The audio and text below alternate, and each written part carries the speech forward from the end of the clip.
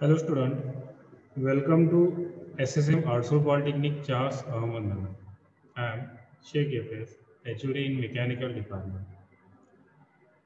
Today we have discussed the second unit Standards and Comparator and the lecture number is 5 in the subject of Engineering Metrology. Before starting off today's session, we have to just review of previous lecture. In previous lecture, we have to discuss the use of sleep gauge and the care of sleep gauge. Sleep gauge कसा use करायचा आणि त्याची precaution काय काय घ्यायचं हे point आपण आधीच्या लेक्चरमध्ये सांगितले म्हणजे लेक्चर नंबर 4 मध्ये आपले हे पॉईंट झालेले आहे. हा जो 5 नंबरचा लेक्चर आहे यामध्ये आपल्याला पुढचे पॉईंट घ्यायचे जे की प्रॉब्लेम आहे. तर स्लीप गेजचे जे प्रॉब्लेम असतात ते प्रॉब्लेम कसे सॉल्व्ह करायचे त्याचे. Next problem of slip gauges. Now start from first problem. Problem of slip gauge. Problem number 1. List out to be used for 92.357 mm using two protection slip of 2.5 mm each with following set of slip gauge. Okay, this is following set of slip gauge. या sleep गेजचा जो set आहे या सेटचा use करून आपल्याला list तयार करायची 92.357 mm ची. ही साईज आपल्याला तयार करायची पण त्या साईज मध्ये सुद्धा आपल्याला प्रोटेक्शन स्लीप म्हणजे दोन्ही साईडला 2.5 2.5 असे प्रोटेक्शन स्लीप सुद्धा यूज करायचे आहे. हे प्रोटेक्शन स्लीप यूज करून आपल्याला राहिलेले जे स्लीप गेज असेल त्या स्लीप गेजचा यूज करून 92.357 चा सेट तयार करायचा. ओके, नाउ या सगळ्यात महत्त्वाचा पॉइंट आहे तो मी हायलाइट केला बघा. Using two protection of slip of 2.5 mm each. म्हणजे आपली जी ऍक्च्युअल साईज आहे 92.357 त्यामध्ये आपल्याला using two protection slip of 2.5 mm each ती व्हॅल्यू काय करावं लागेल कमी करावं लागेल जेणेकरून आपल्याला नेट व्हॅल्यू भेटेल. Okay, net size is equal to actual 92.357 minus 2 protection slip, that is 92.357 minus 2 into 2.5, that is net size is 87.357. ही जी साईज तयार झाली आहे 87.357 ही साईज आपल्याला तयार करायची आहे या स्लीप गेजचा यूज करून. हा स्लीप गेजचा जो सेट आहे हा सेटचा यूज करून आपल्याला 87.357 चा सेट तयार करायचा आहे. त्या जो 2.5 दॅट इज 5 mm चं आपण ऑलरेडी रिडक्शन केलंय कारण ते प्रोटेक्शन स्लीप दोन साइडला असं एक टॉपला आणि बॉटमला. मिडल जे आहे मध्ये जे राहिलेले स्लीप गेजेस आहे त्या स्लीप गेज पासून आपल्याला ही साईज तयार करायची. ओके,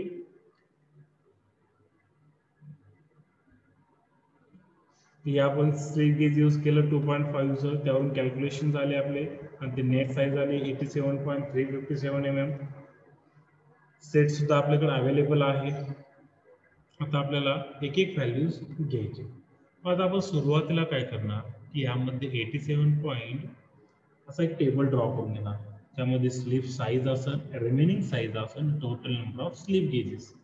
आता आपल्याकडे अवेलेबल असलेला जो सेट आहे त्या सेटचा यूज करून आपल्याला व्हॅल्यूज फाइंड करायचे. हा आपला सेट आहे ह्या सेटचा यूज करून आपल्याला व्हॅल्यूज फाइंड करायचे. त्यामध्ये स्लीप गेज ऍक्च्युअल जी व्हॅल्यू आहे आपली ती आपल्याला तयार करायची ती 87.357. आता ह्यामध्ये सगळ्यात शेवटचा जो डिजिट आहे तो डिजिट किती नंबरचा हा 7 नंबर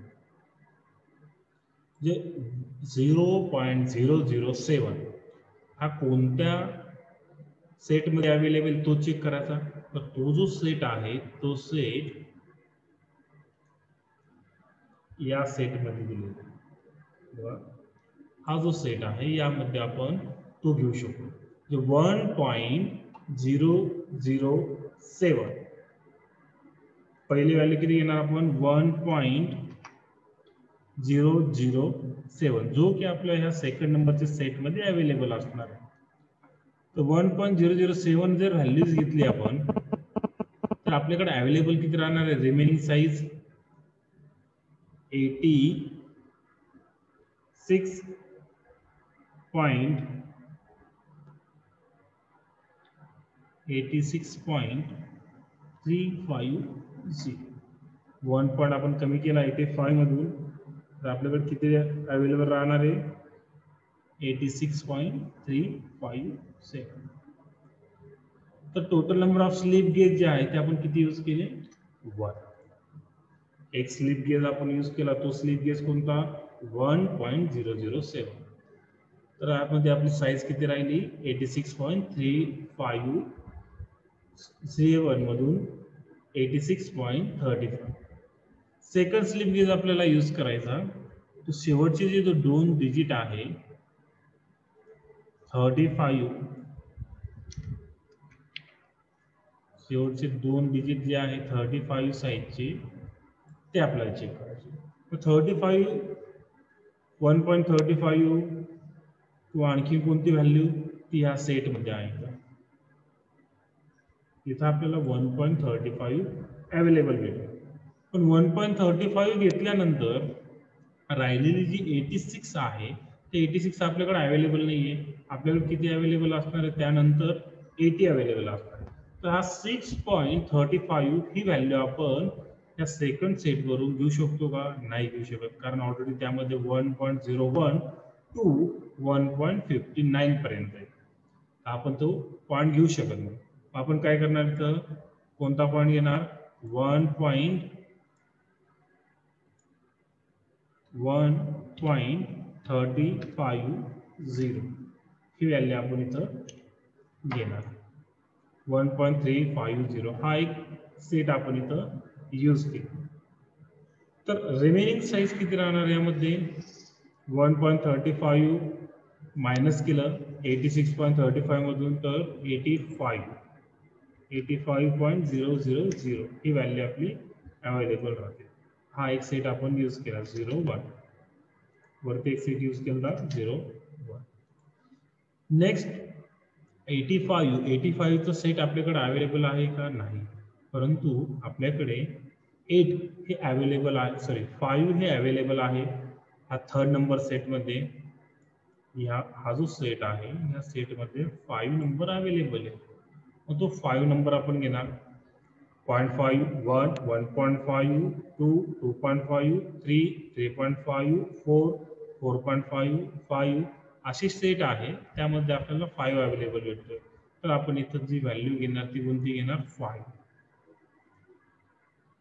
आपला स्लिप गेज जो अवेलेबल आहे तो 5.000. रिमेनिंग साईज जी आहे ती किती असणार आहे 80.000.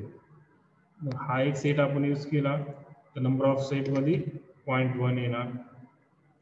आता आपल्याकडे रिमेनिंग साईज 80 आहे आणि 80चा आपल्याकडे सगळ्यात शेवटच्या सेटमध्ये व्हॅल्यू अवेलेबल आहे 10 to 90 आणि त्यातला जो डिफरन्स आहे तो सेट आहे 10 20 30 40 50 60 70 80 90. त्यामध्ये 80 अवेलेबल आहे तो एक सेट आपण यूज करणार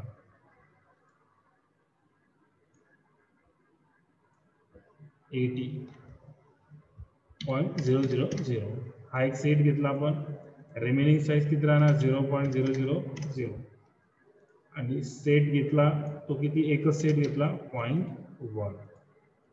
तो टोटल साईज 85 1 86.35 and 87.0357 ही टोटल साईज आपली आली 87.357. आणि त्यासाठी लागणारा जो सेट होता टोटल स्लिप गेज तो टोटल स्लिप गेज जो आहे ते आपल्याला किती लागले 4. टोटल स्लिप गेज आपण यूज केले 4. पण यासाठी आपण प्रोटेक्शन स्लिप गेज जे यूज केलेलं आहे two protection slip gauge use केले.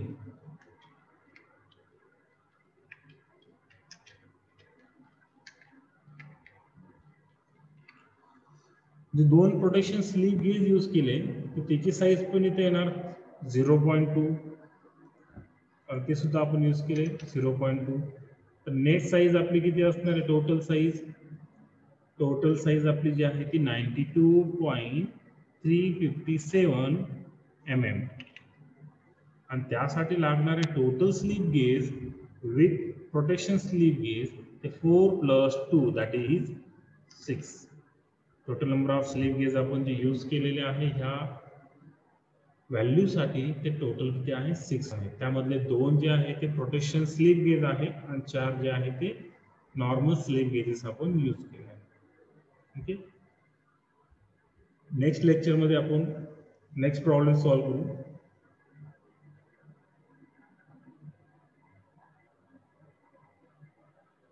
Okay, thank you.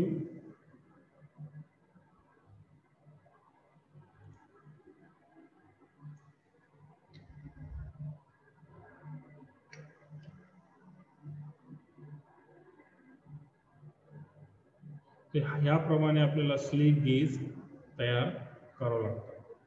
हे जे स्लिप गेजेस आहे त्या स्लिप गेजेसचा यूज करून आपल्याला व्हॅल्यूज सॉल्व्ह करावं लागतं. Okay, thank you for watching this video. Like and subscribe this channel. In next lecture we have to discuss next problem. Thank you.